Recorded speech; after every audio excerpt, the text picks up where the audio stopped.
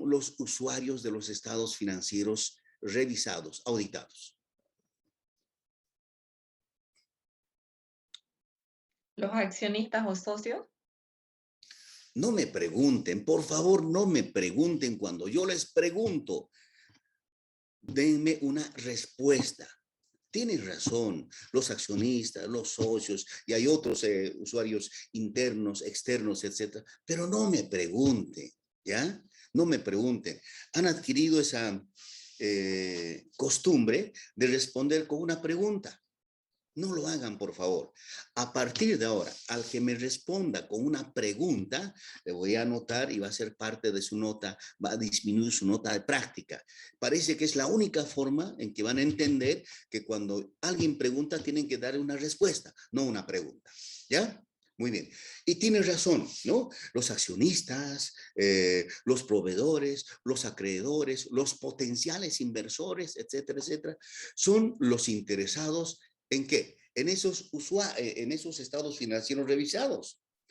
Pero ¿qué tal? ¿Qué tal si esos estados financieros contienen errores, contienen omisiones significativas, es decir, de importancia material o importancia relativa, que les haga tomar una decisión equivocada?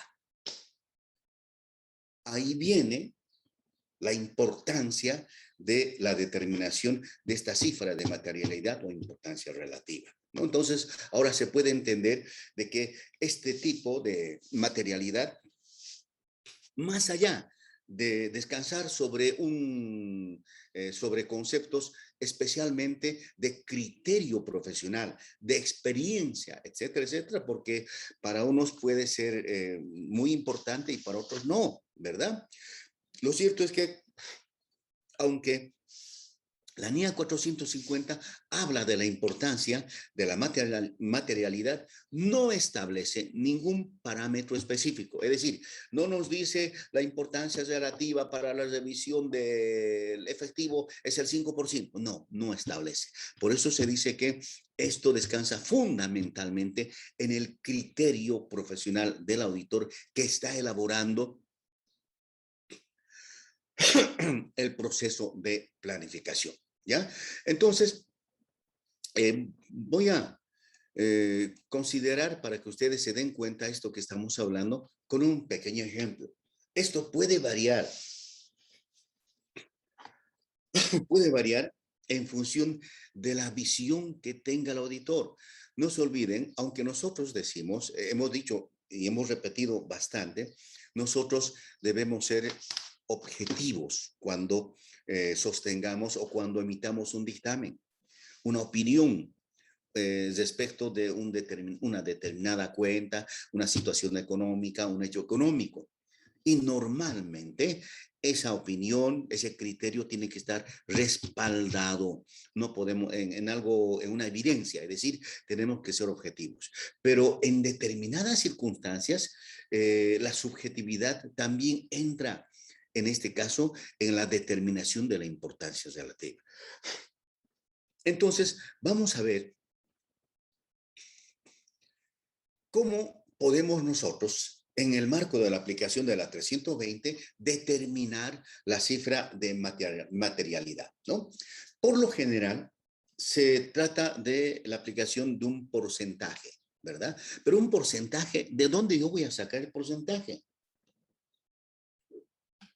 Ese porcentaje lo voy a aplicar. Primero voy a elegir un punto de referencia importante.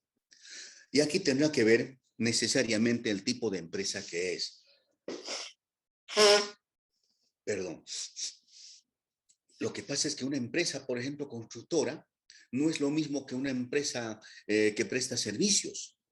Ahí el punto de referencia puede ser distinto, ¿verdad? Y ahí viene precisamente el juicio profesional técnico del auditor, la experiencia del mismo para determinar el indicador de materialidad. Entonces, frecuentemente, dice acá, se aplica un porcentaje a un punto de referencia. Entonces, hay que seleccionar ese punto de referencia, ese punto de partida al cual nosotros vamos a considerar tan importante, porque a partir de eso vamos a determinar ese porcentaje, ¿ya? Entonces, por ejemplo,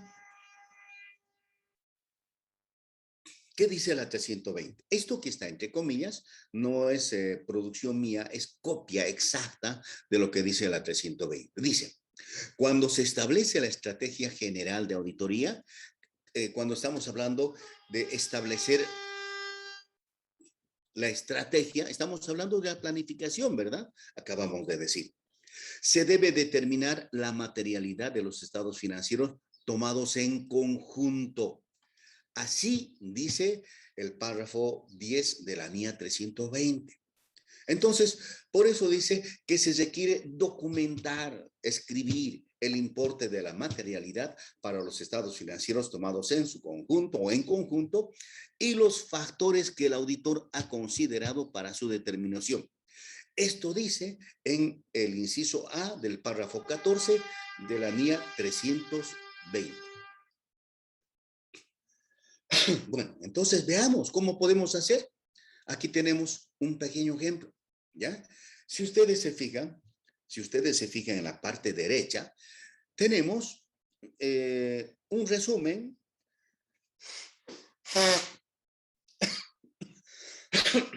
tenemos un resumen de estados financieros. Fíjense, el total del activo. Aquí no está desagregado en corriente, no corriente, etc. El total del activo, el total del pasivo, el total del patrimonio. Punto. Y aquí tenemos los estados de resultados, ¿verdad? Los ingresos, los costos, los otros costos y los resultados del periodo, que en este caso es una pérdida antes de la determinación del impuesto.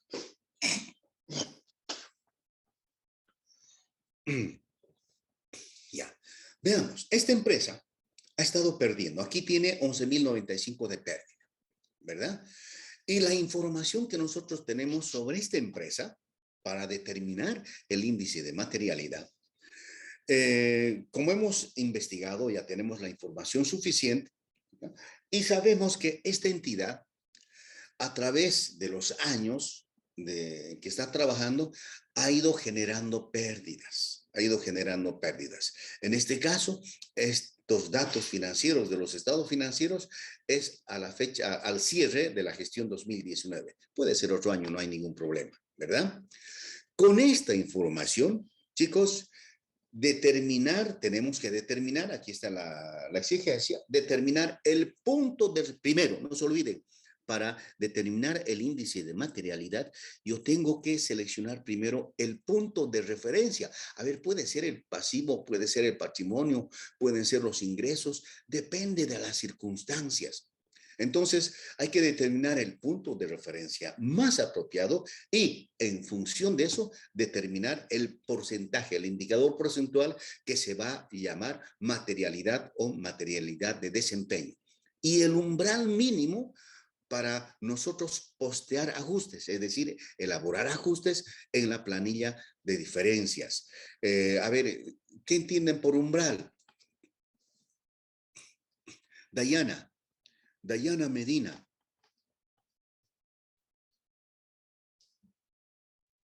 Buen día, Licen. ¿Me Oh, puedes repetir, por favor, la pregunta? ¿qué entiendes por umbral?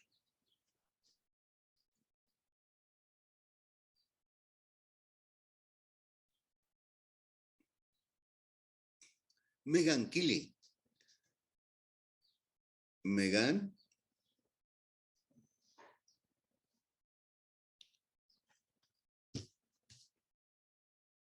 Buenos días, Licen. ¿Por qué no contestas, Megan? ¿Por qué no estabas ahí, no? Ya, la misma pregunta.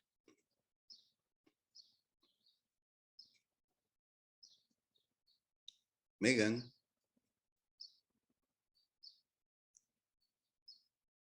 Megan. Si no contestas, voy a ¿Es una retirar. parte inicial o una parte importante de una actividad? Bueno, si no saben, digan no sé, ¿ya? Esto no va a afectar su nota. Lo que sí va a afectar su nota es si no contestan, si no están ahí, etc. Estamos en clases, no importa si se equivocan. Y si no saben, digan no sé. Perdón. Ya, a ver, ¿quién? Susel, ¿dónde está Susel? Ya. ¿Qué entiendes por umbral? Como decía mi compañera, la parte inicial de un proceso que se está haciendo, ¿podría ser? Otra pregunta. No me respondan con preguntas. No me respondan con preguntas, ¿ya? Si no saben, digan no sé, ¿ya? Bueno, ¿saben qué es umbral? Es una frontera, punto. A ver, el umbral de la puerta es ese espacio donde pasamos de un cuarto a otro, que es la frontera entre dos. Ese es el umbral, ¿ya? Un consejo, cuando lean un concepto y hay una palabra que no entiendan, averigüen qué es para entender, porque si no hacen eso, se van a aprender de memoria y no van a tener la menor idea de qué es lo que están hablando, ¿ya? Es muy importante eso, por eso les preguntaba esto. Bueno, entonces, ahora que ya tienen una idea de lo que es el umbral, ¿ya? Tenemos que determinar ese indicador, es decir, el indicador de materialidad, y el umbral mínimo, es decir, la cifra mínima que nosotros consideramos que puede ser parte de los ajustes. A partir de esa cifra para abajo, ya no se considera significativo, ¿no? Entonces, vayamos a esto, y aquí un análisis muy rápido nos va a mostrar lo siguiente, muchachos. Fíjense, nosotros, en este caso, veamos, hemos dicho que los últimos años ha estado generando pérdidas. Ha estado generando pérdidas. Entonces, ese es un dato muy importante. Puedo también considerar otros elementos para determinar el punto de referencia, ¿ya? Pero en este caso, yo tengo que tomar muy en cuenta eso, teniendo en cuenta que esta compañía ha estado a través de los años generando pérdidas. Entonces, si ha estado generando pérdidas, los resultados del periodo no serían un muy buen punto de referencia, ¿verdad? Entonces, a ver si ha estado perdiendo, ganando. No me va a servir. Yo puedo calcular, pero puedo correr el riesgo de que el umbral mínimo, el porcentaje mínimo, sea demasiado bajo. Perdón, sea demasiado alto. Y si es así, es posible que muchos errores se me pasen en el proceso de revisión de auditoría. Entonces, es muy importante. Cuando se trata, por lo general, de empresas que están perdiendo, tenemos que intentar buscar otro punto de referencia, otro parámetro. Por ejemplo, el total de ingresos o el activo neto. A ver, Vanessa Bautista, Dicen, ¿cómo estás? ¿Qué es el activo neto? buen día. ¿Cómo está? Buen día, Vanessa.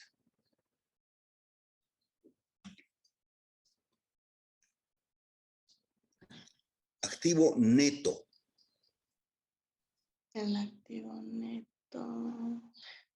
No recuerdo, Luis. No sabes, ¿ya? No sé, pues, ya, Liz. Ahora escúchenme. No, está bien, está bien. ¿Por qué les hago esta pregunta? A ver, si a estas alturas, muchachos, no sabemos diferenciar cuál es el activo neto, ¿cómo vamos a analizar los estados financieros? Es el activo menos el pasivo, le dicen. Ah, eso, excelente, ¿verdad? Pero si no sabemos, ¿cómo vamos a analizar? Es muy importante, muchachos, que vayan recordando esos conceptos, porque hay muchos elementos que vamos a encontrar en este proceso de revisión y si no dominamos desde la parte conceptual, vamos a tener problemas, ¿ya? Entonces, a ver, podemos considerar el total de los ingresos, el activo neto, para una empresa que está perdiendo. Entonces, a ver, primer elemento, punto de referencia, yo voy a considerar el activo neto, es decir, lo que tiene la empresa realmente, ¿no? Entonces, el activo neto, el punto de referencia debería ser el parámetro que más influye en las decisiones económicas, en otras palabras. Aquí están los estados financieros. Yo no soy de esta empresa, no soy el auditor de esta empresa, yo soy un sujeto interesado en invertir en esta empresa. A ver, ¿qué elemento para mí es muy importante? Aquí he estado perdiendo, pero hablando en términos generales porcentuales son 11,000, pero yo creo que, vamos a ver, tenemos un activo, es importante su activo frente al pasivo, ¿verdad? Entonces pudiera ser el activo, o mejor, voy a sacar el activo neto. Tiene todavía. ¿Qué tal, por ejemplo, si el pasivo fuera 18,000 acá y el activo 20,000? Probablemente ya no me sirva como punto de referencia.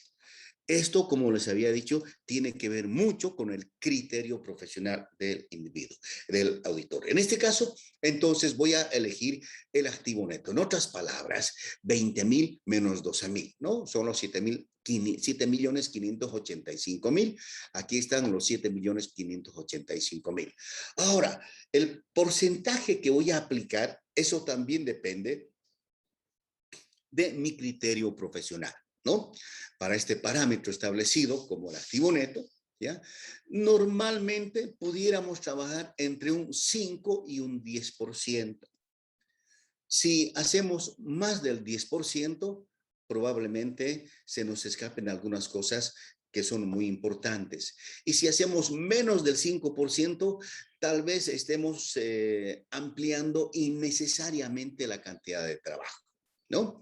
Entonces, vamos a suponer el tope máximo, 10%. El 10% de este punto de referencia, que es el activo neto, son 758,561. Ahora, este es el indicador, pero sobre este indicador yo voy a trabajar con tres cuartas partes para determinar la materialidad de desempeño. En otras palabras, esto me va a servir, por ejemplo, 75, 70, 60, 80% como materialidad, indicador de materialidad de desempeño. ¿A qué se refiere esto? ¿Ya? Va a ser el importe, las cifras que se establecen por debajo del nivel de materialidad, ¿verdad? Tomadas en su conjunto. ¿Queremos ampliar más esto? Váyanse al párrafo 9 de la norma internacional 320. La revisión de auditoría, muchachos, siempre nos va a llevar a aplicar, a revisar las normas internacionales de auditoría. Bueno, entonces, el umbral mínimo, el tope mínimo, la frontera mínima, para nosotros determinar ajustes, ¿ya? Vamos a hablar en función del porcentaje mínimo, 5%, ¿verdad? Porque si hacemos 10%, por ejemplo, en este caso, puede que se nos escape. ¿A qué aplicamos este 5%? Este 5% lo vamos a aplicar al indicador de materialidad de desempeño. Este es simplemente un ejemplo. Pueden ustedes tomar otro parámetro, ya no el activo neto. Puede ser el patrimonio, es muy poco. Tal vez los ingresos, fíjense, es importante. 26 millones puede ser los ingresos operacionales, aunque esto está fuertemente afectado por el alto nivel de costos. Entonces, como verán, muchachos, en esto juega mucho el criterio técnico profesional, ¿ya? Entonces, hay muchos elementos que nosotros tenemos que considerar en la fase inicial, en la primera fase del proceso de planificación. Habíamos dicho que la primera fase del proceso de auditoría es la planificación, pero a su vez, esta planificación se divide en dos fases. En esta fase, con la determinación del umbral mínimo para determinar los ajustes e incorporarlos en nuestras planillas respectivas, hemos terminado la primera fase, ¿no? Ahora, con todos estos elementos, entramos a otra parte importante: análisis y evaluación del riesgo de auditoría.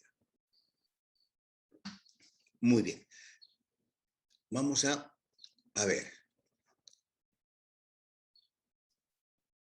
María Lady Isidro.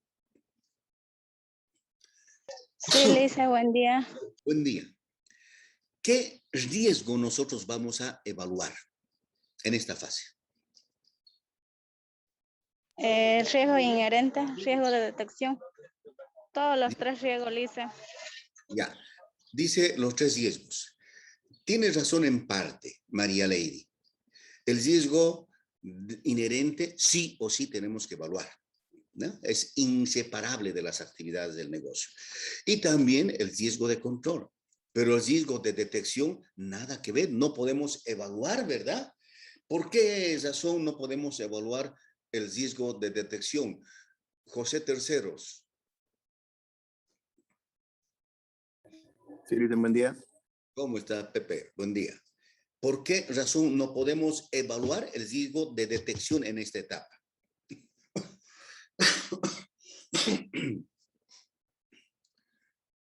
Ronald. ¿Por qué? ¿Cómo está, Ronald? ¿Por qué no podemos evaluar el riesgo de detección en esta etapa?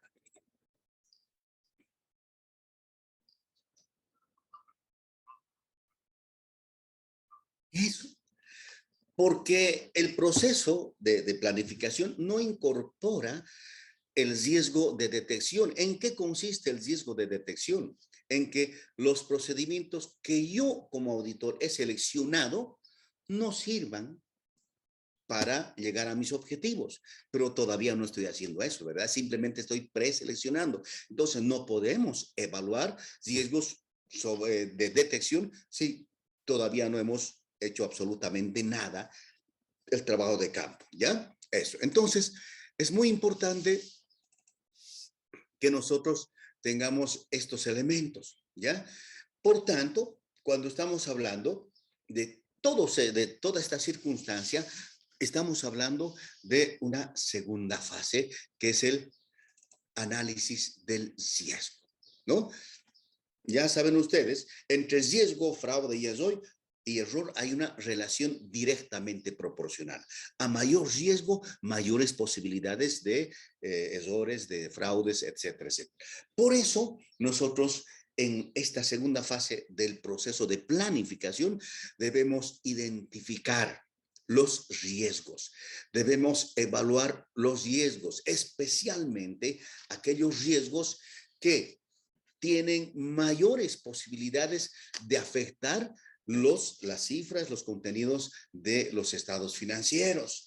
Recuerden que nosotros vamos a trabajar con afirmaciones de auditoría y las afirmaciones de auditoría son Marian Durán Pacheco. Buen día, Lisa. ¿Cómo está, Marian? ¿Qué son las afirmaciones de auditoría?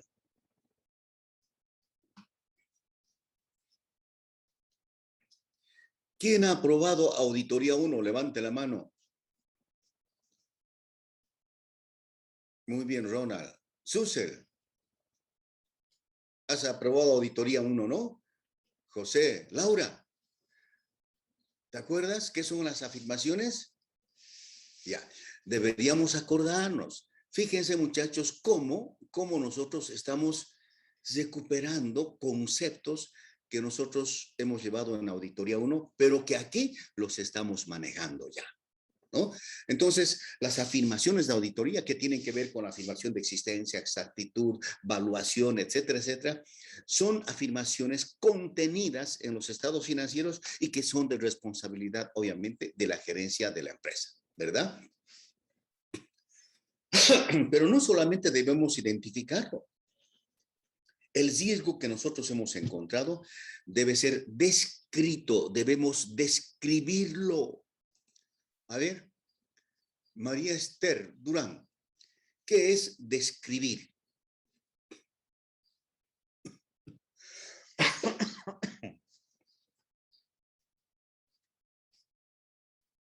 Para aplicar este concepto, tenemos que saber qué es describir.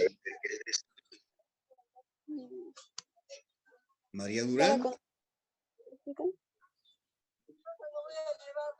Describirlo, sus características, los aspectos que tiene. tiene que ver con eso, ¿verdad? Escribir básicamente los elementos constitutivos más importantes de un hecho, de una transacción, de un contrato, etcétera, etcétera, ¿verdad?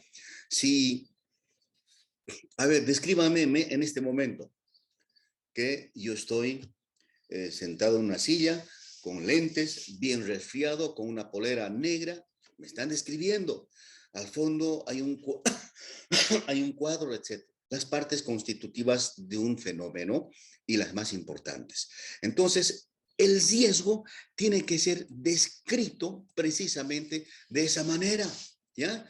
Con el suficiente detalle que nos permita a nosotros y a los que van a leer el memorándum de planificación comprender la naturaleza, el alcance, el efecto que pudiera tener sobre los estados financieros, la importancia, etcétera, etcétera. Todo esto está incorporado en la norma 315. Esa norma se refiere a la obligación que nosotros tenemos de encontrar, identificar y valorar los riesgos de incorrección material, ¿no?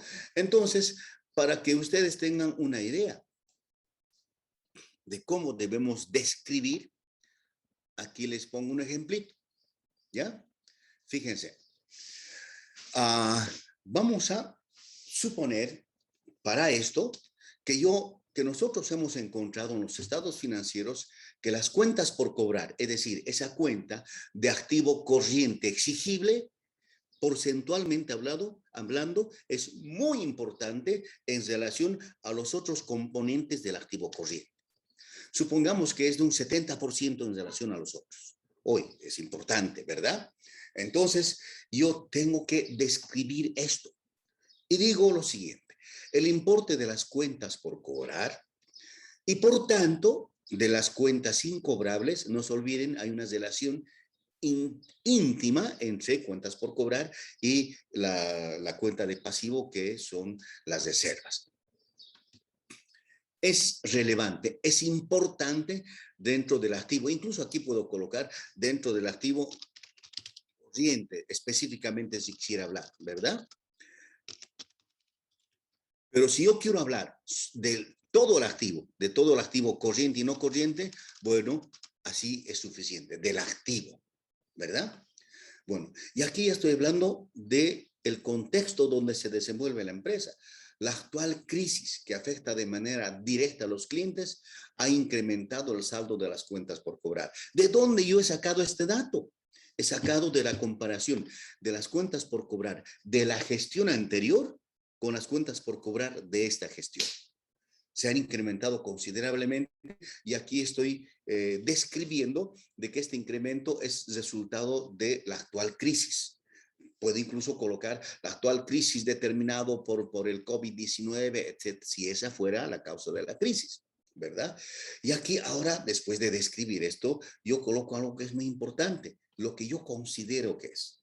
En nuestra opinión, esta situación incrementará los saldos de clientes por incumplimiento de pago.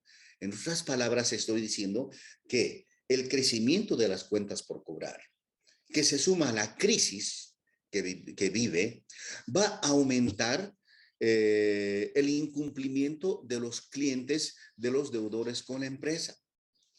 Entonces, lo que yo estoy diciendo es acá, estas cuentas por cobrar están sobrevaloradas, es decir, no son realmente cuentas corrientes, o sea, cuentas por cobrar que sean corrientes. Y por eso estoy diciendo acá, mostrando una sobrevaloración de los saldos de clientes, o sea, cuentas por cobrar al cierre del ejercicio y de los resultados del mismo. Entonces, fíjense, este elemento que es parte del análisis del riesgo, va a estar incorporado en el memorándum de planificación de auditoría. Esto los voy a dar a los del equipo de auditoría y a los que les toque, por ejemplo, hacer el trabajo de auditoría del exigible, del activo exigible corriente y no corriente, van a leer esto. A ver, el importe del cuento.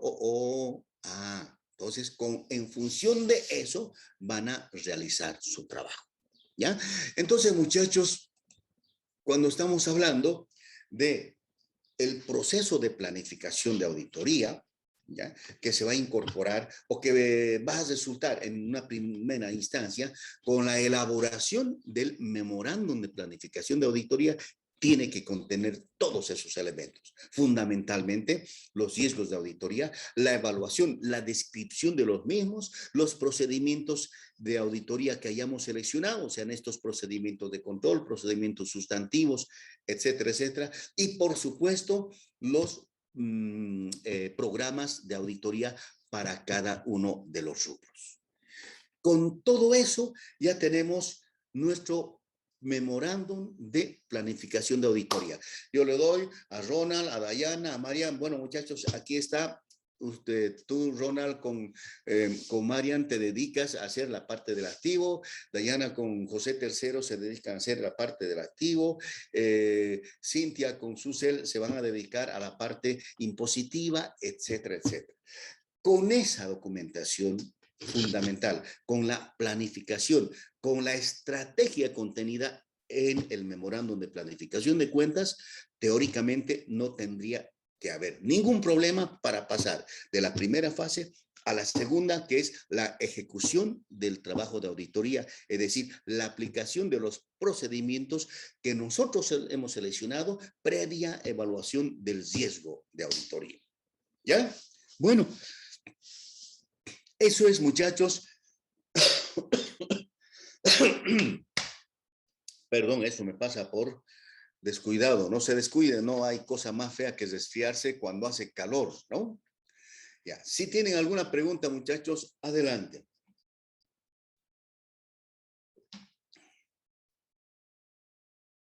Le hice una preguntita, buen día. Adelante. Sobre el examen, ¿qué fecha dijo? Va, disculpa, no le escuché bien. ¿No me has escuchado? ¿O no estabas a ver, Abigail? Honestamente. Estaba lista, pero no he escuchado esa parte. Esa parte, sí, justo esa parte. Ya, la próxima semana, el miércoles a las 8:30, ¿ya? Muy bien. Muchachos, una recomendación, por favor. Estudien, pero estudien no aprendiéndose de memoria, no haciéndose un banco de preguntas, porque, ojo, yo puedo plantearles la misma pregunta, pero ¿qué es lo que hago normalmente? Yo vuelvo a hacer, como tengo todo el tiempo del mundo y soy medio ocioso, yo vuelvo a hacer el banco de preguntas y los incorporo. Y muchas preguntas, por ejemplo, supongamos que la respuesta correcta era verdadero, y lo cambio y lo convierto en falso. ¿Ya? Entonces, no les va a servir de nada si se han hecho un plan, un banco de preguntas, etcétera, etcétera. Y eso es lo que muchas veces ocurre. Les contaba ayer a los muchachos del laboratorio 1, hace mucho tiempo, el director de carrera, era el licenciado Cabrera, me llama: Teo, mira, aquí tienes un reclamo de una muchacha que dice que tú en clases has resuelto de una manera y que en el examen les has dado el mismo ejercicio, pero has resuelto de otra. Bueno, y era verdad, les di el mismo examen, pero cambié una cosa que modificaba todo. A ver, mira, lee el planteamiento, la fecha, la misma empresa, el mismo nombre, las mismas cifras, pero cambiaba algo que modificaba completamente el problema. Entonces, mira, Toñita, tienes razón. Perfecto, y punto, ahí se terminó. ¿Cuál es la figura? La figura es la siguiente. Yo en clases presenciales, yo los veía a mis estudiantes así con un montón de hojas, exámenes, prácticos, todo, un montón. ¿Has estudiado? Sí, mira, así. No han estudiado. Han repetido, ¿verdad? Y en el examen, era esto. Sí, y le meten igualito, ¿no? No les va a funcionar. Además, esa es cualquier cosa menos estudiar, ¿no? Estudiar es comprender qué es lo que yo estoy haciendo. Y para comprender qué es lo que debo plantear, debo comprender, entender cuál es el problema y cómo debo hacer para no cometer más errores. Ustedes ya se han dado cuenta en contabilidad, si hay un error y sobre ese error cometo otro error, el problema se va amplificando, amplificando y amplificando. Y eso es grave, ¿ya? Bueno, muchachos, un gusto haberlos encontrado nuevamente. Cuídense, nos vemos la próxima clase. Bueno, en realidad van a entrar directamente a la plataforma, ¿ya? Así que estudien, chicos, estudien, por favor. Háganse ese favor. Nos vemos la próxima, la subsiguiente ya con la resolución del examen. Chao, chao.